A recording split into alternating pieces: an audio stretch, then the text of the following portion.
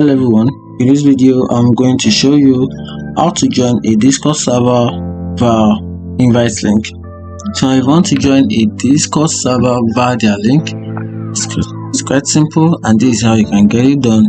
Example, this is my server. I can say welcome to my server, and right now I want to invite friends to my server, so I'm just going to click on this first option, which is invite for friends. I'm just going to tap on this option.